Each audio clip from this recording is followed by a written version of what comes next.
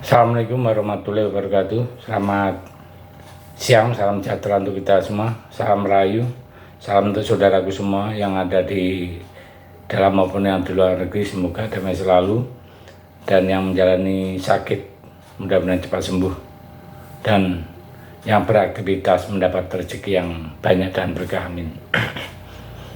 Kita sudah tahu semua bahwa Kaisang, anak Pak Jokowi, itu menjadi ketua PSI. Dia itu luar biasa, baru 2 hari jadi anggota, langsung jadi ketua partai. Itulah privilege yang benar-benar dimanfaati oleh Kaisang. Tentu saja ini hal membanggakan bagi Kaisang, tentu saja ya. Nah, kemarin yang sempat heboh juga saat di KPU ya. Saat pengambilan nomor capres-cawapres, Kaisang menghadap Bu Mega dan menunduk, kemudian bertebaranlah framing seakan-akan Bu Mega itu tidak mau salaman. Nah, atau itu bagaimana, itu semacam taktik atau ya kita nggak tahu lah. Nah, yang jadi penasaran adalah apa yang disampaikan Kaisang di depan Bu Mega waktu itu. Ternyata dia mau bilang bahwa dirinya sekarang sudah jadi ketua partai. Padahal biar tidak diberitahu pun Bu Mega sudah tahu ya. Kayaknya mau pamer atau gimana ya, atau mau nantangi gimana. Ya sebenarnya apa yang didapat Kaisang itu bukanlah prestasi yang luar biasa. Karena PSI adalah partai yang sangat kecil atau alias 0, nah, jadi sudah kecil tapi kumpaunya atau songongnya bukan main ya. Seolah-olah partai yang benar-benar mewakili semua anak muda. Bedanya kalau Kaisang misalnya berjibaku dari bawah, masuk partai besar lalu berproses, setelah beberapa tahun lamanya dirinya pun menjadi ketua partai, maka itulah prestasi yang sangat luar biasa. Nah, ini kan malah partai 0, dan sok-sokan aja ya.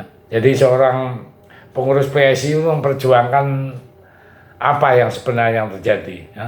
Atau yang rakyat, tetapi waktunya ya, akan membuktikan ya. Jadi sepak terjang PSI sekarang ini kan tidak lebih hanya menikmati kekuasaan yang ada ya. Terlihat dari dukungan ke Prabowo Gibran. Padahal kita sudah tahu bahwa PSI dulu paling getol menyerang Prabowo tahun 2019. Nah, bahkan PSI pernah memberi penghargaan kepada Prabowo sebagai tukang bohong. Sebuah sindiran yang sebagai apa istilah sindiran yang keras dan telak ya kepada Prabowo saat itu tahun 2019. Tapi nah sekarang berbeda, PSI berbalik menyanjung Prabowo. Nah, disinilah kita belajar soal konsisten. Nah, dan sampai sejauh ini kita sulit percaya kalau keberadaan PSI itu untuk memperjuangkan rakyat. Maka karena itulah partai ini mudah sekali gonta-ganti ketua umum. Karena mungkin sudah nggak jelas ke arah mana partai ini dengan banyaknya partai.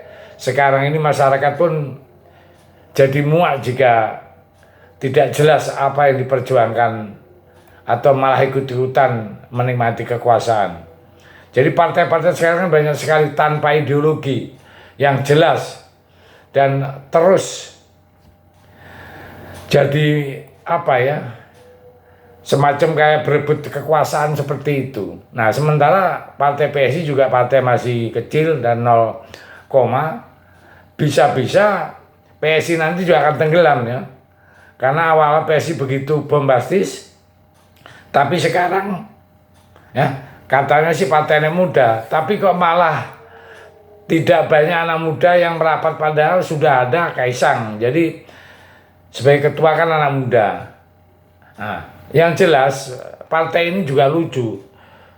Partainya anak muda, yang diusung juga orang tua. Nah, jadi sangat kontra ya, dengan apa yang disemboyan yang disampaikan. Nah sekarang Kaisang jadi ketua ya. Sampai sekarang ini surveinya juga masih 0, belum mengangkat sama sekali. Nah, jadi apa yang diperjuangkan Kaisang ini belum ada hasil. Nah, ini ada kejadian yang lucu ya. Kemarin sempat tershooting dengan video yang meliputi percakapan seorang yang disebut simpatisan PSI ya. Dari seorang bapak lah, berbicara dekat ya, satu meja dengan Kaisang. Awalnya bapak tersebut menyanjung PSI dan bahkan akan menusuk atau mencoblos PSI ya. Ya, dalam pembicaraan terus berlangsung, Kaisang serius banget mendengarkannya. Nah, beberapa orang hadir di dalam ruangan itu ya. Tapi saat akhir-akhir pembicaraan itu bapak itu mau pamit.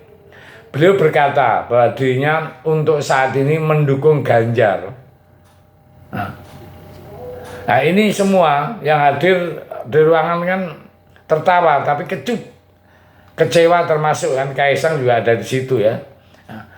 Nah, disinilah bapak itu seperti memberi pesan yang menohok terhadap Kaisang ya.